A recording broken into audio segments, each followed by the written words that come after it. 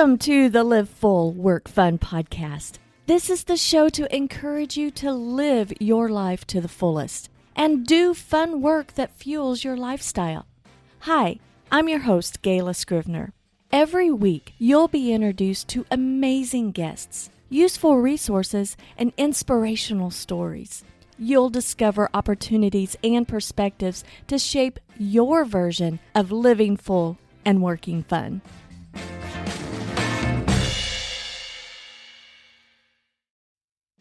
Before we get started with the show, I have a question for you. Are you a busy solopreneur struggling to find the time to consistently post to your social accounts? Well, the Scrivener Solutions team and I are introducing Scrivener Social, the easy-to-use social media scheduling platform paired with all of our workflows. It simplifies the entire posting process, saving you time and boosting your social media marketing efforts. Here's how it works. First, you subscribe to Scrivener Social, choosing the support level that best fits your needs. Second, we have onboarding calls to help you set up your account and give you the guidance for streamlining your posting process. Third, you implement your plan using our workflows to get more out of your social media marketing. Now, you could continue to do it alone, being frustrated and feeling guilty that you never get around to posting to your social accounts for your small business. Or you could save time, energy, and frustration by using an easy-to-use social scheduling platform backed by a support team that helps you streamline the whole process. You deserve a system that makes posting to your social media faster and more efficient. Go to scrivenersocial.com and subscribe today. Now, on to the show.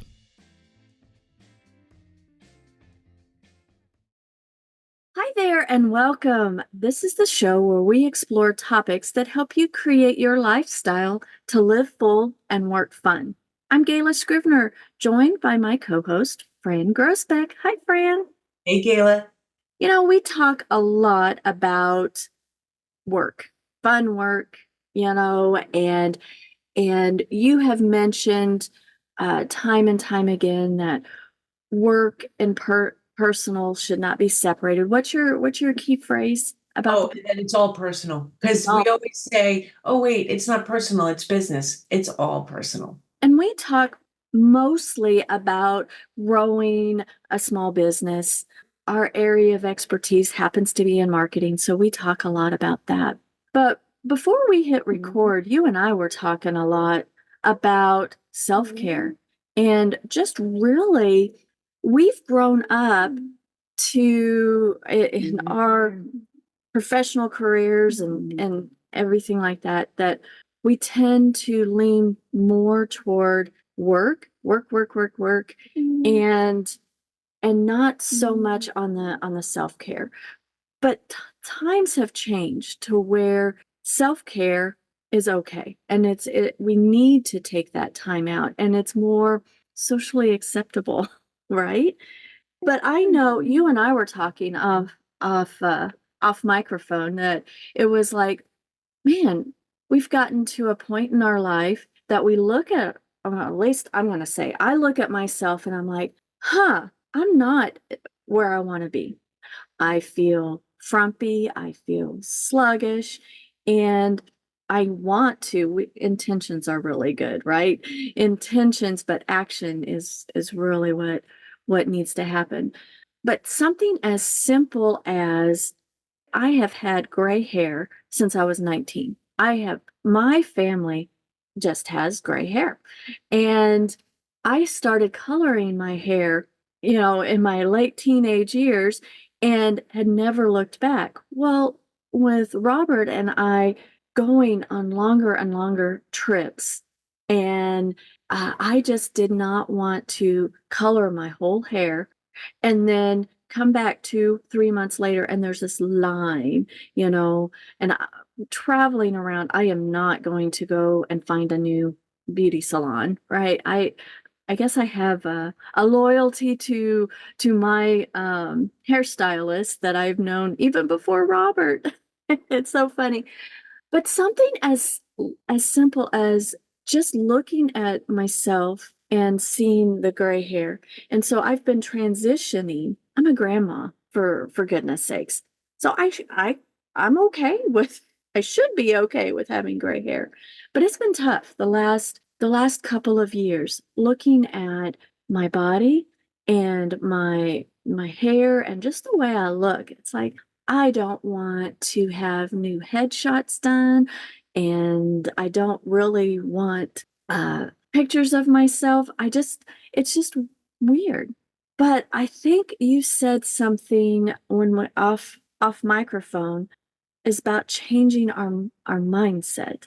And it's what we say in our head. And it's been a year and a half or so, and changing, you know, moving into my new hairstyle, I guess you could say. And I am feeling more and more comfortable. I mean, we have different phases, seasons of our life. And since Robert and I we've now been traveling in Clifford, our big red van, for 50 days. I've lost I've lost quite a bit of weight in that 50 days because our eating habits have changed. And just focusing on ourselves makes a lifestyle of living full and working fun, right? I mean, That is so true, Gayla. And we have to, there's a couple of things in what you said that really resonate with me. I love that you used the seasons of our life. As human beings, we need to remember we're part of nature.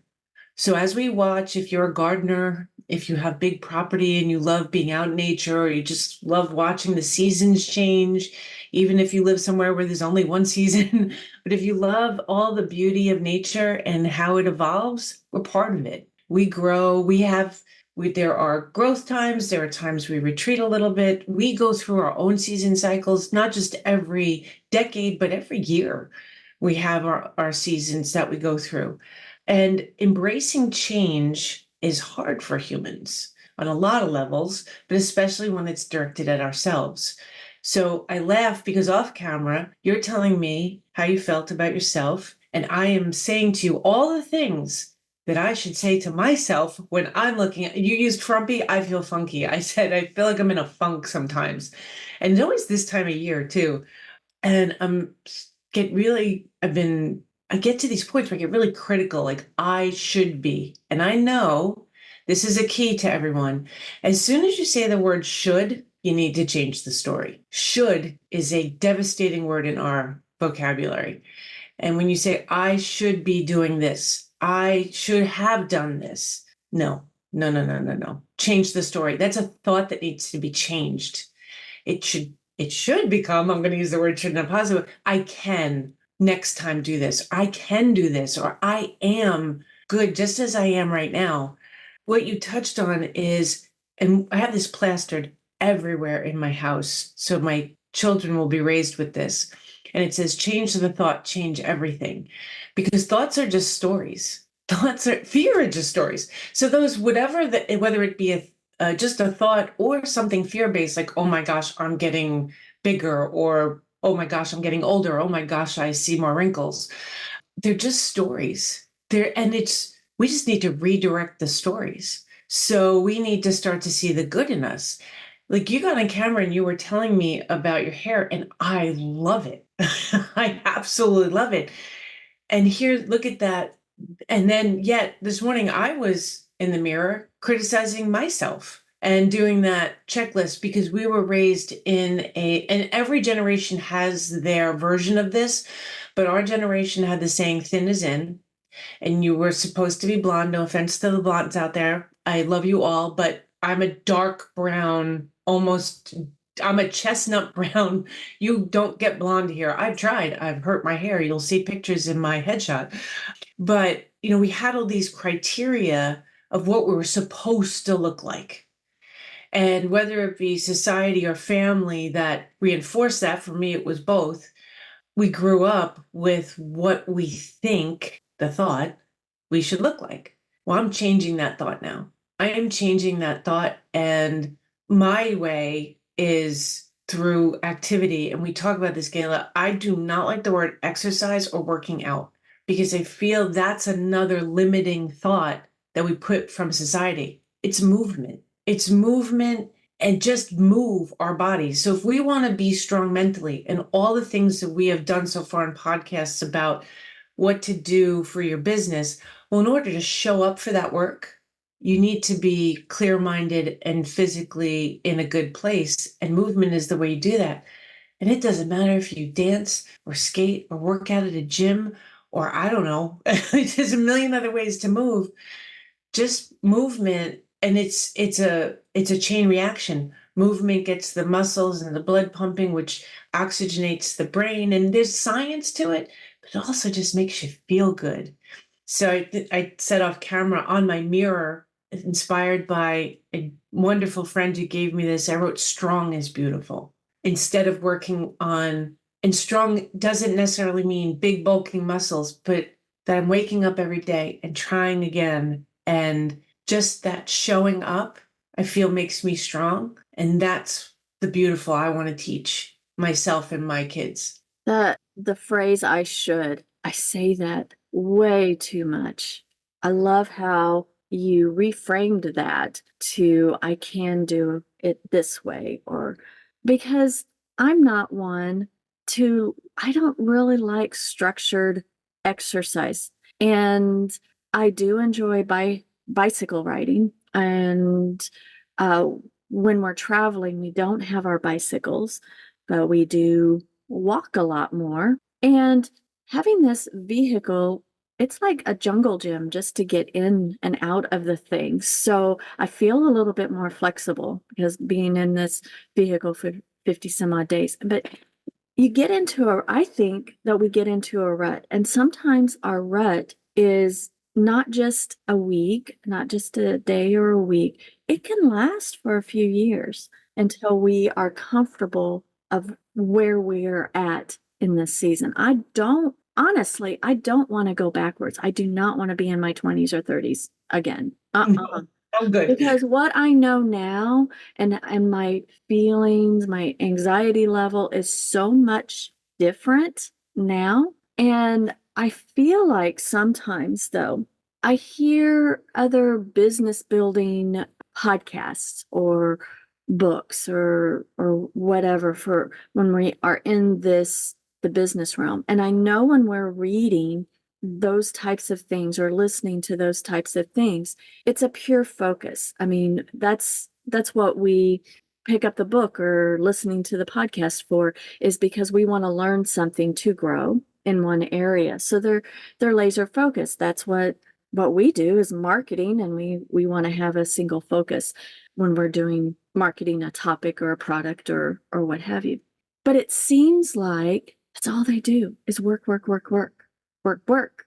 And if I'm not at a place in my business and I should be, got that thing, the phrase in there, then I'm less than. I'm not doing it right. But my heart says that I am at a place in my business that's exactly where I need to be. I think that we all need to have growing experiences. So we do need to challenge ourselves. Don't just sit and just be. We need to break out of the norm and challenge ourselves, but not beat ourselves up because we should be at a place. I don't want to sacrifice my relationship with my husband, with my daughter, my grandson, my son-in-law, my family, my parents, for the sake of the business. And maybe that's what success and working fun means to me versus having a multi-million-dollar business. Now, I think we could have both, but the timeline may be different.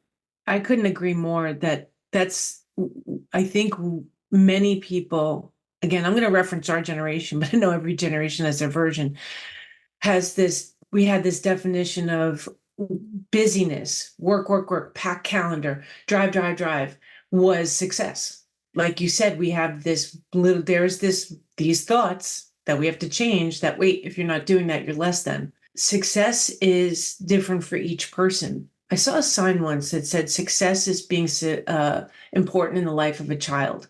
And for me, that became my driving force. I wanted to be there for my children and my husband, at least the current one. And everything I did in my career was founded in that. There were times, though, I did drive too hard, or because I worked in a certain environment, I missed things. I missed some things in my youngest daughter's life that haunt me. I missed her first steps and I missed her kindergarten graduation. And I noticed some that may not seem like a lot, but to me, I can't remember the trips I were on or the business deals I made when I missed that, but I remember that I missed those two things. So it really taught me when I came into owning my own business that I would never let that happen again. And it ties to all things and all the things we talk about, Gayla, and all the things come together to a real main point of moderation, that right in the now, right in this moment, what do we need to be doing? So do we need to be with our families because our children need us, maybe to get them to the doctor, or we're visiting with our family and we want to really enjoy this time because we may not see them for another few months? Or are we home and we've just spent a lot of time with our family and now we need to shift a little bit more gears to work? But there's always this, maybe even beyond moderation, is this balance, right? And we are always, then you can't, this idea of life work balance isn't always every day the exact percentages.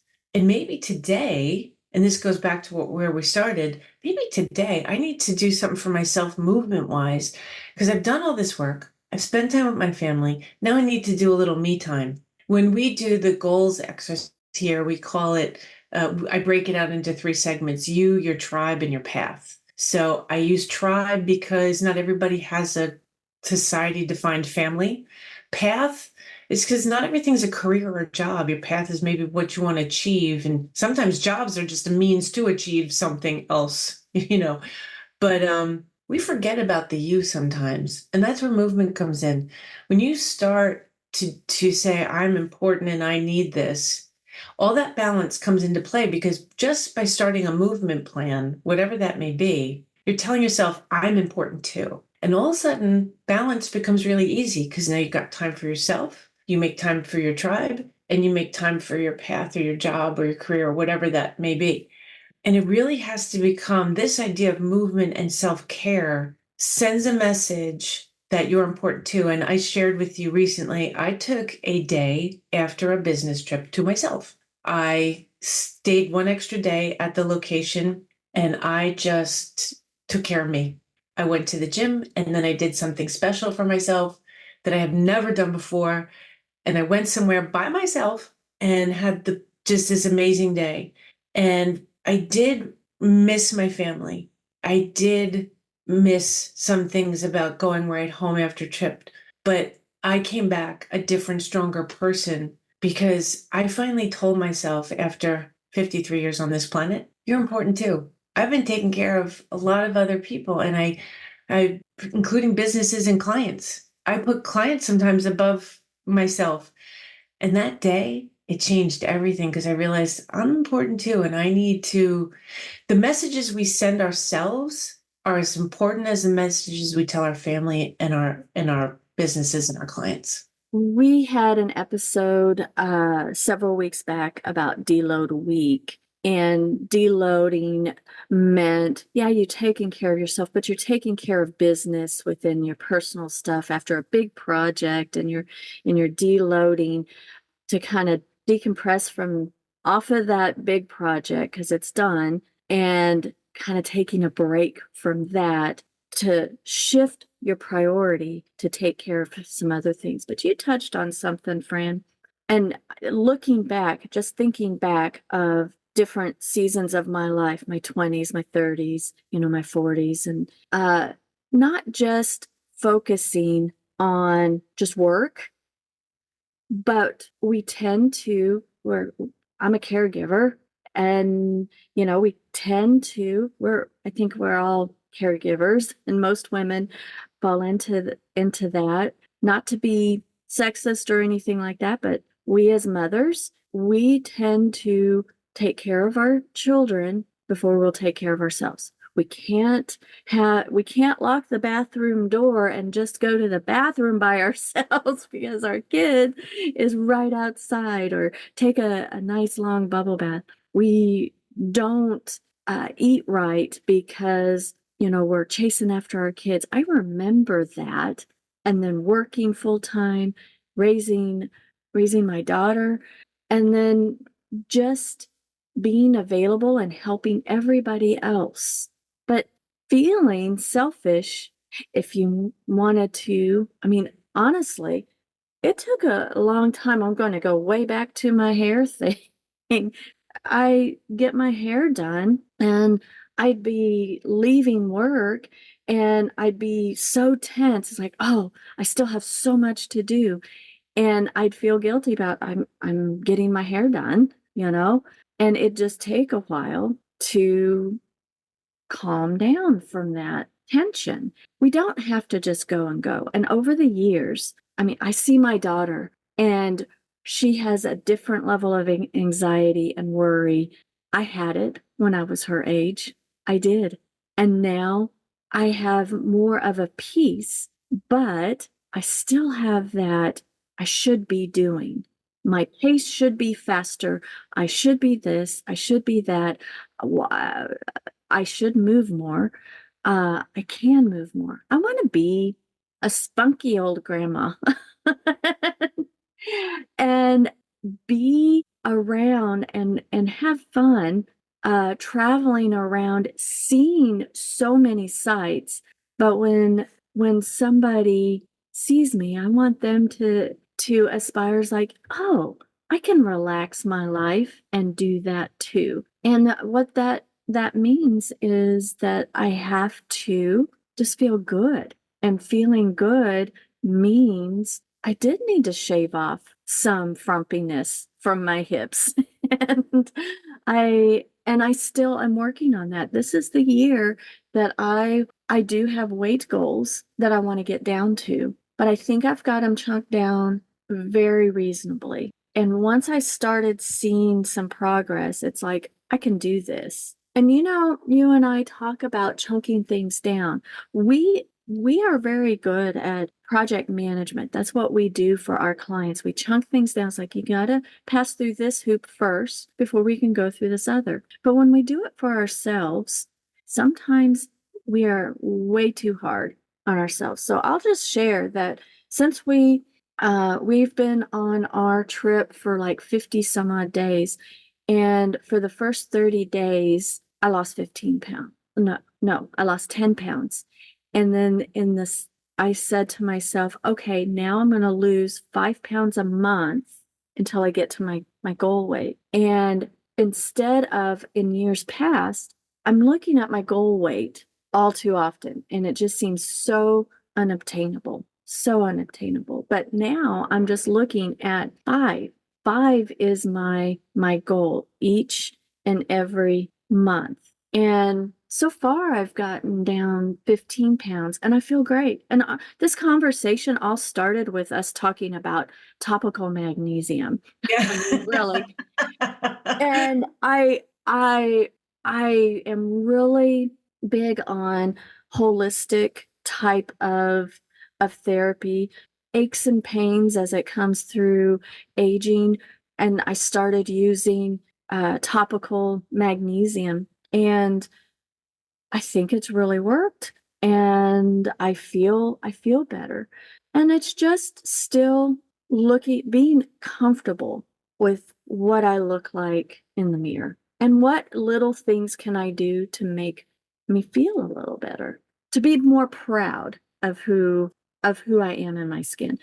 I know that we all think of ourselves differently than other people think of us, you know? Big big time. That's always a struggle, is then when you say to someone, "Oh, I feel this way," and they want to say, "Oh, but you're so tall, you're this, you're that," and you think, "No, but that's really how I feel." And to work through. But I want to say this: how something you just said really, really struck me. You changed the thought in the beginning when you're saying, you said, "I can do this." You changed the thought, and all of a sudden the success happened that you saw because you went, wait, I can do this. Change the thought. It really drives everything. And that's where mantras and we coming back to the magnesium oil, the challenge was try it for 30 days. I say this when we setting I there's mantras that we come up with and do it for 30 days. I actually have one set on my clock. I have a repeat alarm that goes off 7 o'clock every day. And I say the current mantra I need. And my current mantra is about that I'm whole and complete as I am. I have everything I need and I'm right where I belong in this moment.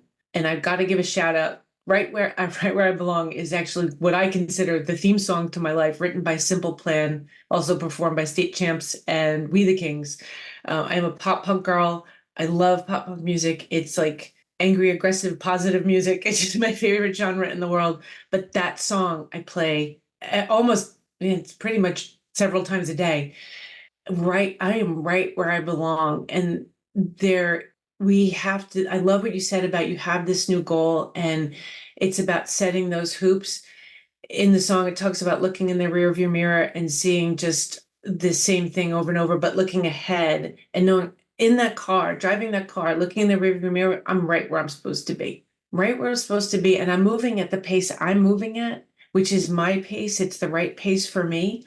And there is no judgment if someone else is in a car next to me moving a lot faster and getting to where they want to go a lot faster. I'm where I am because based on my idea of balance in my life. And we can't compare. We can't look at someone else. We have to stop looking over the fence. And as I say that, I realize that that is my next challenge for myself. Because in business, I teach don't look at the competition. I actually don't want to see competition when we work on goals until we have your goals clear and your why, your mission, vision, values, because it should not be based on what someone else is doing.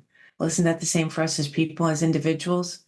I shouldn't be looking at, and I can see as I say these words, I'm telling you right now, I can do this, and I'm going to start today.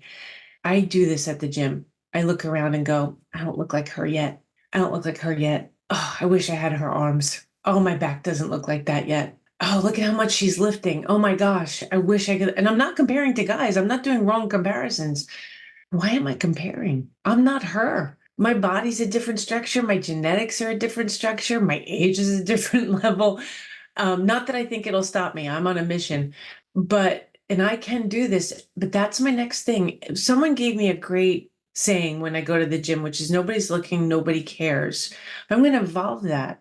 I need to stop looking and I need to stop caring about what other people look like and just be good with me in that space and in that place.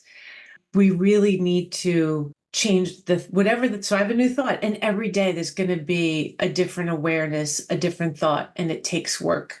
I would just say one thing in my journey on movement, I have moved away from these articles and things that guarantee you rock hard abs in 30 days, better butt in 30 days. It takes work. I've committed to a year-long test program, just a test program for a year, because I need to learn. And it worked because I go through these different phases. There's 6 phases. I'm in phase 4. But each phase, I've learned something different about my body's ability and had to adjust the exercises accordingly. I had a car accident when I was 17. It affected my right arm. So my version of this 6 phase program for the upper body movement is going to look different than someone else who has a healthy right arm. Now I'm getting there and I'm working with it. But we need to just be good with right where we are right now in this moment. And if there's something we want to change, we start by changing the thought and make a plan to go get it. I love that, Fran. And when we need to see or when we strive to see significant growth in an area, it takes focus and prioritizing. And sometimes we need to fill our own cup up and prioritize ourselves because then when we do that, then everything else falls into line. And one thing, like whether it's hobbies, it definitely needs to be movement of some sort. And I love how you say that because I I've felt in the past kind of bad. It's like, I don't have structured. I don't like to go to the gym and do, reps and this, that, and the other. I just don't like that. But when you frame it as movement, I mean, working in front of a computer and doing the creative work with on your laptop, you've got to create moments of movement, whatever that may be. And as you were talking, living a full life, this comes to me, and this has been my mantra. I don't want to live a life of I coulda, woulda, shoulda. And to me, living a full life, I don't have those words enter as I'm getting older. Oh, I should have done this. I would have done that. And in your younger life, you remember those two events that you missed out on your daughter's life, but you learned from that to shape later life, and you're in moments. So you needed to miss out on some things in order to structure your life so that you wouldn't have the I woulda, shoulda, coulda. So I think frameworking and thinking, okay, I did miss out on my daughter's kindergarten graduation. But you know what? That's okay, because look at all of these other events That I was there for. that I was there for. Because 20 years ago, I made this step that I'm going to work from home, which was unheard of 20 years ago.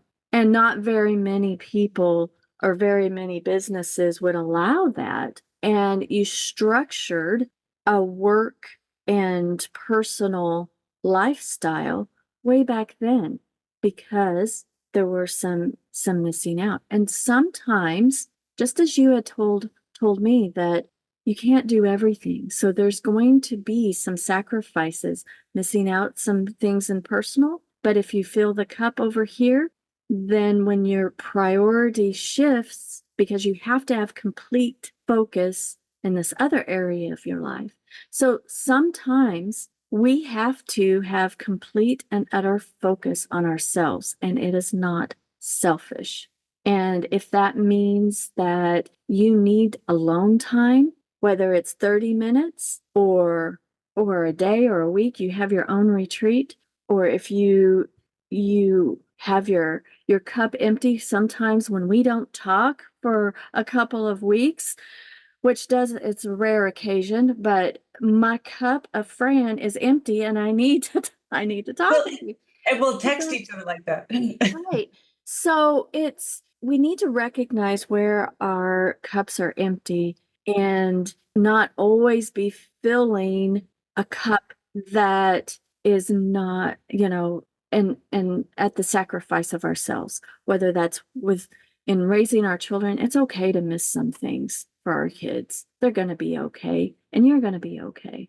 And we can't be there for every single magical moment, but we can hear from them about them and share that way. And when there's tough times, like sole reason why I created Scrivener Solutions is to create a lifestyle. Yes, we can travel and have fun and not have the woulda, coulda, shoulda, but some of the woulda, coulda, shoulda elimination is that we can be there for our aging parents. Robert and I can do what's needed as they age. But that doesn't mean that because our parents are aging that we should not travel at all.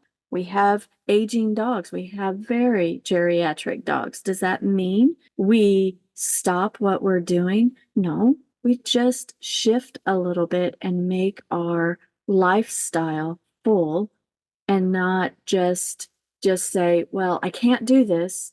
I wish I could. But I can't do this. Maybe the timing's not right. That's how, yeah. And I love your idea of the cups. I think I have a new visual. I use batteries, and I think now I have this new visual of picturing, well, are they all full or am I depleting one? And sometimes you have to deplete one Yep. for right now. but not forever. Well, I know I could talk about this all the time or all day because and it's a lot for I hope that this message helps everyone that's listening.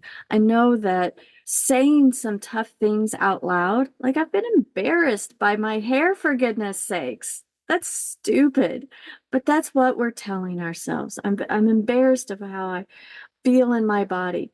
I'm in my 50s. I'm changing. That's okay. I know that I aspire to be this fun loving and spunky grandma. And I hope that my grandson thinks of me that way then. But boy, chasing after a 3-year-old, boy, makes me tired. I need the stamina. So but I really truly enjoyed our conversation today. And everybody, join us over in Facebook and Live Full Work Fun and post your comments. What do you do? What does living full mean for you? Keeping your cups full. Is it in shifting your priorities? Fran, do you have any last comments? Just be aware of those thoughts, especially the ones that come up with the word should, and rewrite it. Tell yourself a new story. Exactly. Guys, thanks for listening. And always remember, have a fantastic week and live full, work fun. This episode has been brought to you by Scrivener Social, the easy-to-use social scheduling platform built for the busy solopreneur. You deserve a system that makes posting to your social media faster and more efficient. Go to scrivenersocial.com and subscribe today.